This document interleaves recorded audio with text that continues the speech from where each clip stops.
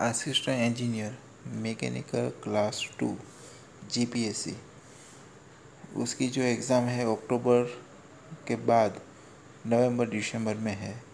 तो उसकी प्रिपरेशन के लिए असिस्टेंट इंजीनियर मैकेनिकल का प्रीवियस ईयर का पेपर का सॉल्यूशन मैं अभी करवा रहा हूँ। जो आपको ये पसंद आए तो लाइक कीजिए, सब्सक्राइब कीजिए। क्वेश्चन नंबर 1 है, question number 1, for the gas turbine system, work ratio is defined as the ratio of अब गैस टरबाइन में वर्क रेशियो किसको बोलते हैं? तो वह क्या होगा? Net work output to turbine work. Work ratio क्या होगा? Work output to turbine work. तो आंसर क्या हो जाएगा? C. A refrigeration machine working on reverse Carnot cycle take out 2 kilowatt per minute of heat from the system while the working between temperature limit 300 Kelvin and 200 Kelvin. COP and power consumed by the cycle. Okay, तो ये COP है रेफ्रिजरेंस का। मैं आपको इसका solution करवाता हूँ। इसका सॉल्यूशन क्या होगा? ये देखो, तो क्या COP ऑफ रेफ्रिजरेशन क्या होगा? तो क्या T2 divide by T1 minus T2। तो क्या होगा? T2 क्या था? 200, T1 क्या था? 300। तो 200 डिवाइड बाई 100, तो आंसर क्या आ जाएगा? 2। And COP is equal to refrigeration effect divide by work output. तो वहाँ पे रेफ्रिजरेशन इफेक्ट तो 2 किलोवाट दी हुई है और COP क्या हुआ? 2। तो work out is equal to 2 divide by 2 is equal to 1 kilowatt. तो आंसर आ जाएगा 2 एंड 1। तो इसका आंसर है 2 एंड 1। तो ये आंसर होगा सी। अब क्वेश्चन नंबर 3 है, a gas having negative Joule Thomson coefficient when throttle will be. अब जो नेगेटिव जूल थॉमसन कोफिशिएंट होगा तो वार्मर होगा, पॉजिटिव होगा तो कूलर होगा। तो इसका आंसर क्या आ जाएगा? बी।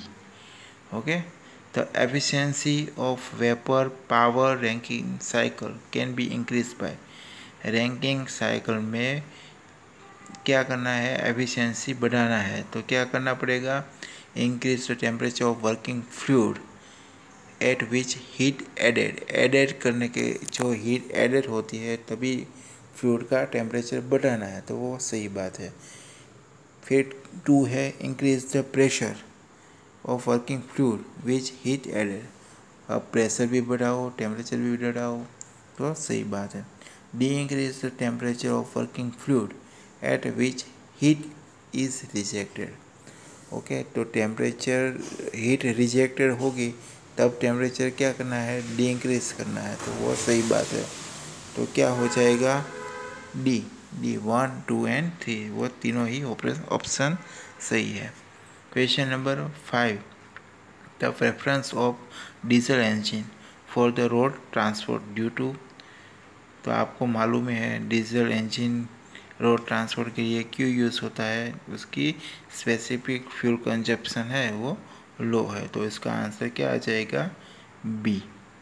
अब क्वेश्चन नंबर 6 है, velocity of flame propagation in the CI engine is maximum for the air fuel mixture which blanks cyclometric. Okay, तो इसका क्या आंसर आ जाएगा? A, 10% richer 10। तो ये आंसर आपको मालूम ही है। अब क्वेश्चन नंबर 7 है, stalling of blade in axial flow compressor is phenomena of. अब क्या होगा? Air stream blocking passage, motion of air, sonic velocity, unsteady periodic and reverse flow, an air stream is not able to flow the blade counter। अब stalling की क्या क्या use है? तो ये यहाँ पे देखो, stalling of blade in axial flow compressor is a phenomena of reduction in lift force at higher angle. Okay, तो इसका क्या फेनोमेना है? तो okay lift force at higher angle and फिर क्या होगा, तो ये air is not able to flow the blade counter. Okay, तो ये उसका आंसर है। फिर क्या है क्वेश्चन नंबर 8, क्या है, reheat cycle is essentially in the system power plant to. Reheat cycle है उसका क्या है, तो उसका रीहीट क्यों करते हैं, जिसमें से जो मॉइस्चर है उसको रिड्यूस करना है। क्यों रिड्यूस करना है, जब मॉइस्चर हो जाएगा तो एरोजन होगा, कोरोजन होगा, वो सब प्रॉब्लम है, उसको एलिमेंट के लिए रीहीट करना है वो। ओके, तो आंसर होगा D. Question number 9, when air is adiabatic saturated the temperature attained at, तो क्या होगा, dew point temperature, dry bulb temperature, wet bulb temperature, triple point temperature, तो क्या होगा, वेट बल्ब टेम्परेचर इसका आंसर होगा। At the point of boundary layer separation, boundary layer separation पर shear force, shear stress is equal to 0 होता है। Okay, तो boundary layer separation में शियर स्ट्रेस इज 0, तो आंसर होगा बी। 11, पेट्रोन व्हील ई prefer as a prime mover when, अब Pelton wheel होता है उस कब हम प्रिफर कर सकते हैं, जब हेड होगा वो हाई होगा एंड डिस्चार्ज होगा वो लो होगा, तो उसके हिसाब से आंसर क्या होगा, ए। तो high head and low discharge are available. फिर क्वेश्चन है 12, when thick plate is subjected to external load state plane stress occur at the surface, उसमें बाहर से कोई एक्सटर्नल फोर्स लगाओ तो ऑब्वियसली स्ट्रेस तो उसमें से क्रिएट होगा। सेकंड क्या है, straight plane strain occurs at the surface, plane strain नहीं होगा। ओके, फिर क्या है, straight plane stress occur in interior parts of the plates. Okay, तो ये भी सही है, तो स्ट्रेन वाला होगा वो गलत होगा, स्ट्रेस वाला सही होगा, उसके हिसाब से फर्स्ट एंड थर्ड सही है। ओके, तो आंसर होगा ए। अब question number 13, a cross flow type air heater has the area of 15 metre square, the overall heat transfer coefficient is 100 kilowatt metre square per kelvin and heat capacity of both hot and cold steam is 1000 watt per Kelvin. The value of NTU, अब NTU की value कितनी होगी मैं आपको बताता हूँ। तो ये पूरा डिटेल ये देखो, एरिया क्या दिया हुआ था, तो क्या 50 मीटर स्क्वायर, U है 100, C मिनिमम है 1000, तो NTU is equal to AU upon C minimum, इसके हिसाब से आंसर क्या आ जाएगा 5, उसके हिसाब से आंसर क्या होगा 5। ओके ओके, अब यहाँ पे देखो क्वेश्चन नंबर है 14, two sphere A and B is the same material having the radius 1 metre and 4 metre, the temperature is 4000 Kelvin and 2000 Kelvin respectively, which is the following statement is correct? The energy radiated by A is greater than B, less than B, equal to क्या होगी मैं आपको बताता हूँ। वहाँ पे क्या थी, अब एनर्जी ट्रांसफ़र क्या होगी, sigma 4 pi R square T raise to 4। Okay, तो यहाँ पे सिग्मा सिग्मा कट हो गया तो आर स्क्वायर, फर्स्ट में क्या होगा R A square T A raise to 4, उसके हिसाब से आर ए क्या है 1 है और टी ए क्या है 4000 है, उसकी रेस टू पावर 4, उसका आंसर करिए तो क्या आ जाएगा सॉल्यूशन 1। तो दोनों का क्या होगा इक्वल होगा, तो इसका आंसर आ जाएगा इक्वल होगा। क्या होगा इसका answer equal to sphere B. क्या होगा C is the correct answer. अब यहाँ पे देखो तो प्रॉपर्टी दी हुई है temperature, viscosity, specific entropy, thermal conductivity. वो सब इंटेंसिव प्रॉपर्टी है, तो टेम्परेचर भी है, विस्कोसिटी भी है, स्पेसिफिक एंट्रोपी है, थर्मल कंडक्टिविटी, वो सभी इंटेंसिव प्रॉपर्टी है। Question number 16, the number of degree of freedom of planetary gear train shown in figure. अब प्लेनेटरी गियर आपको दिख रहा है, उसका number of degree of freedom कितना होगा, तो वो क्या एक्स दिशा में उसको हो सकता है और वाई में इसका रिवोल्यूशन हो सकता है। तो डिग्री ऑफ फ्रीडम क्या हो जाएगी ओनली 2 हो जाएगी। आंसर होगा डी। अब 17 है failure of material is called fatigue when it fail in. अब जो फटीग होता है उसमें क्या होता है, तो यील्ड स्ट्रेस इलास्टिक लिमिट्स से कम स्ट्रेस में भी क्या हो जाएगा उसका फेल हो जाएगा। उसमें क्या होता है फ्लक्चुएटिंग लोड होता है, फ्लक्चुएटिंग स्ट्रेस लगता है, इसके हिसाब से कंप्रेसिव टेंसाइल होता है, तो वहाँ पे वो मटेरियल फेल हो जाएगा। आंसर होगा B, below the elastic limit. फिर है 18, the thin cylindrical vessel is 500 mm diameter is subjected to internal pressure 2 Newton पर mm², थिकनेस है 20 mm। हुप स्ट्रेस क्या हो जाएगा, तो आपको मालूम है हुप स्ट्रेस क्या होगा P × D divide by 2T, उसके हिसाब से कर लो तो हो जाएगा 25 आंसर। अब 19 है automatic transmission in automobile based on. Automatic transmission में क्या होगा एपिसाइक्लिक गियर ट्रेन होगा, ऑटोमेटिक ट्रांसमिशन में एपिसाइक्लिक गियर ट्रेन होगा, तो इसका आंसर हो जाएगा ए।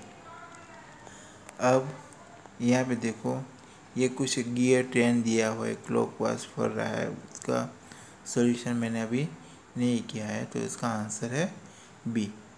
Okay 62.5 RPM। वो यहाँ पे GPSC ये कुछ ऑप्शन भी चेंज नहीं करती है, वो आपको रट देना है 62.5 RPM। अब 21 है for maximum power transmission the expansion hold to M is unit mass of belt, T is tensile. आपको मालूम है अभी maximum is equal to √T/3M, तो आंसर हो जाएगा A. Circular shaft is subjected to a torque T and bending moment M, the ratio of maximum shear stress to maximum bending stress, तो क्या होगा क्या हो जाएगा T/2M। आंसर हो जाएगा T/2M, उसका आंसर होगा बी। फिर 23 है calculate the resisting torque of static equilibrium in following figure. अब यहाँ पे देखो 30 डिग्री आपको दिया है, तो फोर्स है 20 डिग्री। अब कोस 30 क्या हो जाएगा 1/2, तो 10, फिर आंसर आ जाएगा 300 न्यूटन इंटू सेंटीमीटर। ओके, तो आंसर होगा डी। फिर 24 है तो position ratio of perfectly linear elastic material, perfectly elastic बोला हो तो 1 होगा। ओके, और इन इलास्टिक बोला होगा तो 0.5 होगा। फिर 25 में क्या है the maximum normal stress theory use for, maximum normal stress theory है वो ब्रिटल मटेरियल के लिए होती है। ओके, तो वो आंसर होगा ए। नॉमिनल पूछा होगा तो डक्टाइल होगा। ओके, फिर 26 the spring will stress factor K given by C spring index, तो ये आपको फॉर्मूला ही है 4c minus 1 divided by 4c minus 4 plus 0.615 divided by c is the correct answer. A is the correct answer. If the vehicle helical spring is cut into two equal parts, the stiffness क्या हो जाएगी, double हो जाएगी. Okay, जो जितने भी parts cut करेंगे उतने टाइम से वो उसकी क्या हो जाएगी, स्टिफनेस बढ़ जाएगी. अब 28 में क्या है, failure of bearing depends on. तो फेलियर कब होता है, number of revolution, radial load applied, axial load. तो फेलियर तो तीनों लोड होगा, नंबर ऑफ रिवॉल्यूशन होगा, तो all of above is the correct answer. 29 है एंटी फ्रिक्शन बेरिंग. तो जर्नल बेरिंग, पेडेस्ट्रल बेरिंग है, कॉलर बेरिंग है, वो सब क्या है, एंटी फ्रिक्शन बेरिंग नहीं है. नीडल बेरिंग है वो एंटी फ्रिक्शन बेरिंग है. तो इसका आंसर आ जाएगा D. Law of gearing is about constant torque between mesh gear, constant force, constant momentum के कांस्टेंट वेलोसिटी. तो लॉ ऑफ गियरिंग है ये वो constant velocity between two mesh gear है. Velocity law of gearing velocity आप याद रखना. अब efficiency of Carnot cycle is given 25%. If the cycle direction is reverse, what will be value of COP of reverse Carnot cycle? कैसे होगा, यहाँ पे देखो,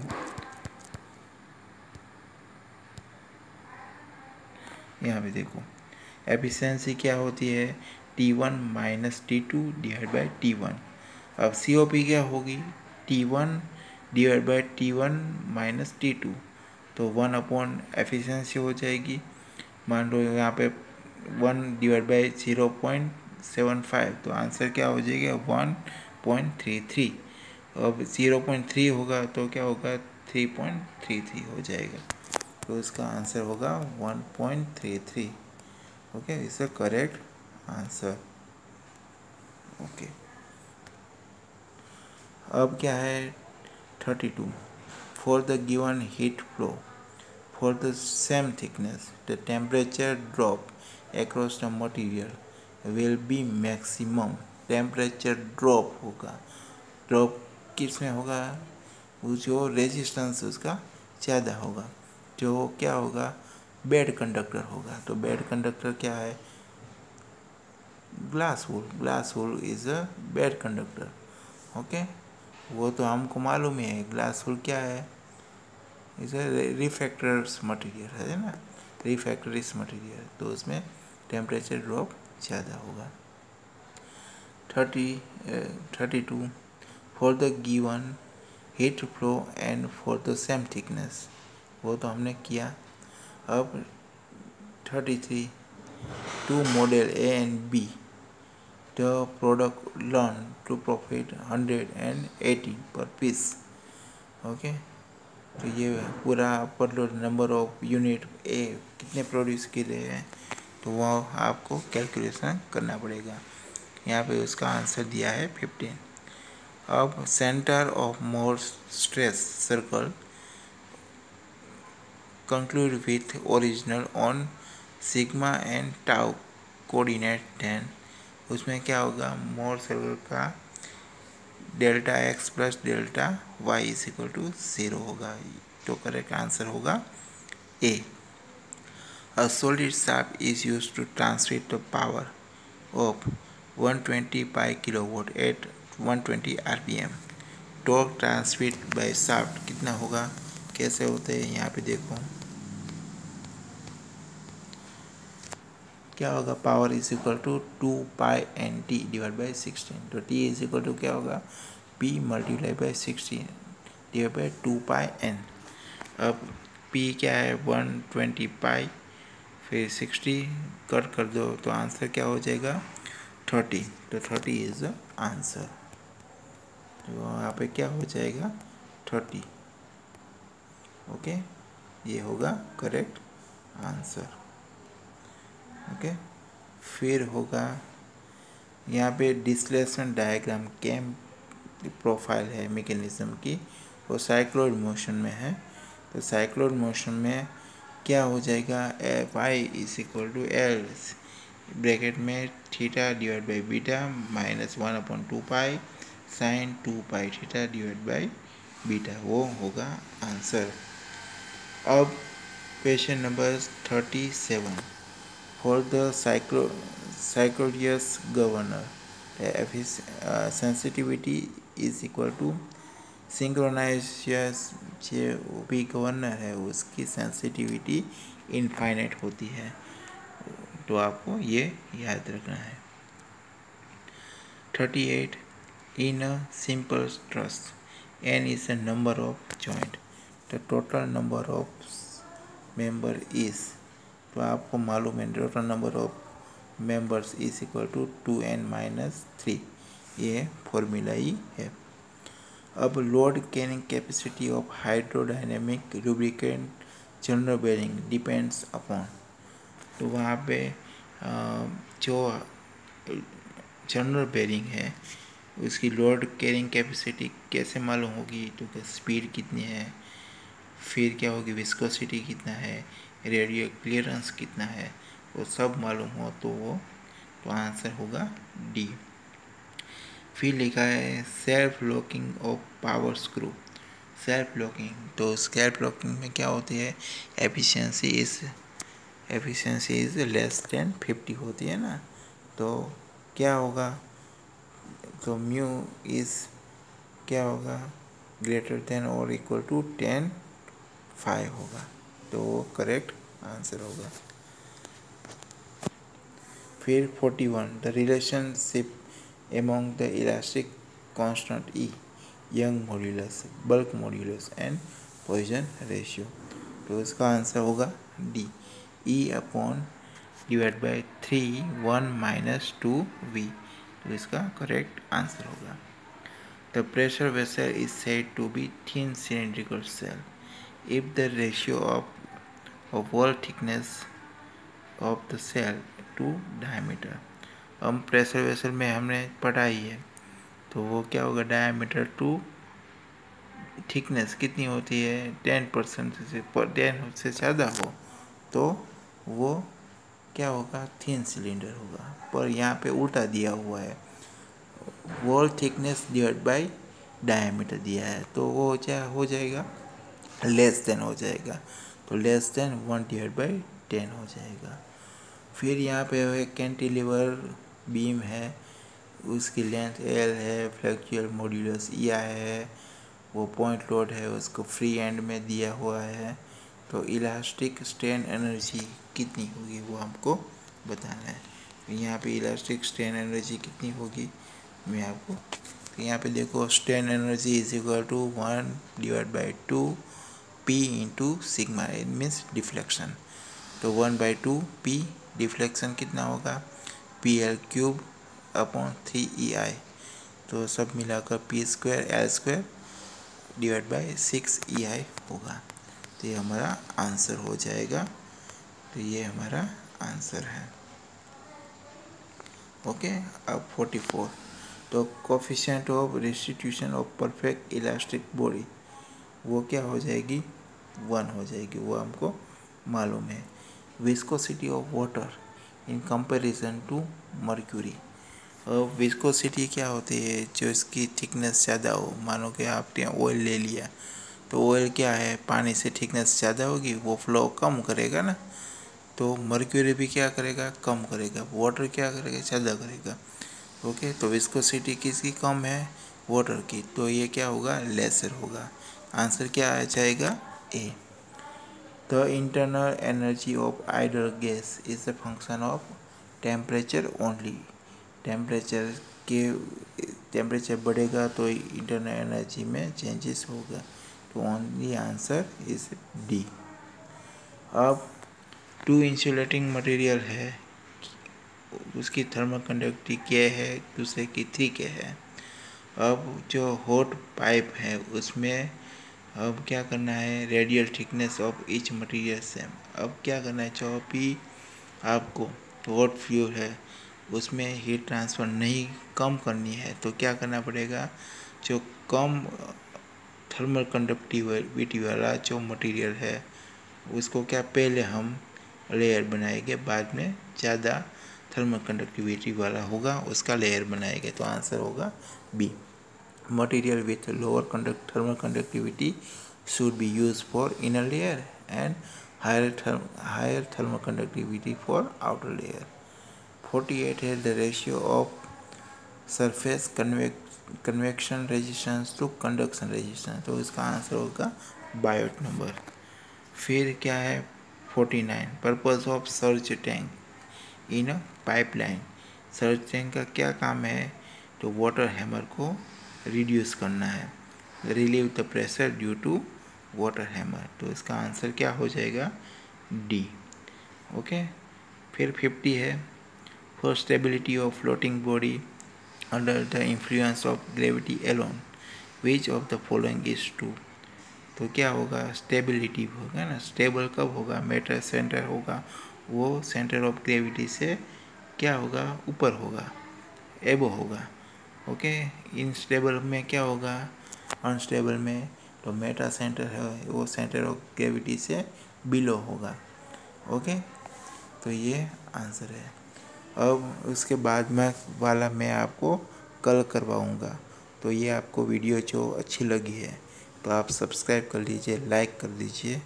और मेरे पास ये मेरा मोबाइल में ही मैं अभी वीडियो बना रहा हूँ, मेरे पास कोई सेटअप अभी नहीं है। तो मुझे आप अप्रिशिएट कीजिए तो मैं आपको ज़्यादा आपको प्रिपरेशन करवा सकूँ। और मेरे पास तो कितने सारे पेपर्स है, मैं सभी का आपको सॉल्व करके यहाँ पे दिखाऊंगा। तो आप ये 15-20 मिनट का ये वीडियो देख के रोज़ एक बार देख लीजिए। यहाँ पे मैं जो क्वेश्चन है आपको पढ़ूंगा वो देखेंगे तो भी आपका जो डाउट्स है और जो भी आप प्रिपरेशन करते हैं वो ज़्यादा आप प्रिपरेशन करके मार्क्स अच्छे ला सकते हैं। तो ओके, थैंक यू। लाइक कीजिए, सब्सक्राइब कीजिए।